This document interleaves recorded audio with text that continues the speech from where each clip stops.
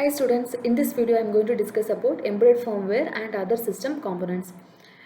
Embedded firmware, it refers to the control algorithms, means program instructions and or the configuration settings that an embedded system developer has kept in or stored in the program or code memory of the embedded system. And this embedded firmware, it is an unavoidable part of an embedded system. And there are different types of writing codes or developing the codes for an embedded firmware. First one, writing the program in high-level languages using embedded C or C++, using integrated development environment IDE. The second one is writing program in assembly languages using instructions supported by your application's target processor or controller board. But for the beginner in the field of embedded software, it is advised to write the codes using high level languages, because writing codes in a high level language is very simple and easy, and the code written in high level languages is highly portable, means the same code can be used to run in different processor or controller board. But the only thing is we have to recompile the program, we recompile the code for that particular IDE board. Then the program written in high level languages are not developer dependent, because any skilled programmer can easily identify the functionality of the program by having just look at the program, and if the commands are written, it will be much easier to understand for any of the person in the field. But the embedded software development process in assembly language is tedious and a time consuming process, because the developer must know all the instructions of that particular processor or controller. There are different processor and controller, different instruction set for each processor and controller. So it will be very difficult process to understand all the instructions, and after understanding, writing code is again the next complex things only. And this assembly coding is depend on the programmer only, a developer.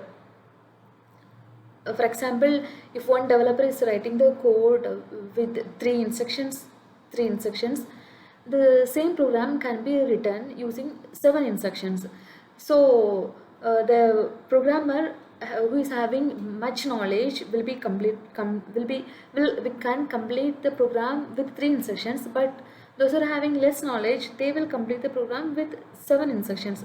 So it is very difficult for the third person to understand and differentiate between these two programs. So these are the challenges available in assembly language. Then there are two types of control algorithm exists in embedded firmware development. The first one of control algorithm development is known as infinite loop or super loop based approach, and here the control flows from top to bottom. Again, it goes back to the top of the program. In the second one, and it is similar to while loop only. In the second method, it deals with splitting the function to be executed into tasks and running these tasks using. Okay. So next we are going to see other system components. The other system components refers to any of the components or circuits or IC which are necessary for the proper functioning of the embedded system. There are 5 other system components. First one, a reset circuit. This reset circuit, it makes sure that the device is not operating at the voltage level where it is not guaranteed to operate when the system power is on. Next one, brownout protection circuit. This circuit is used to prevent the processor or controller from unnecessary executing when the processor or controller power is less than the specified value. Then the third one is oscillator unit. This is used to produce the required clock frequency for the functioning of embedded system. Then fourth one is real-time clock. This real-time clock, it is used to keep track of the timing for the embedded system applications.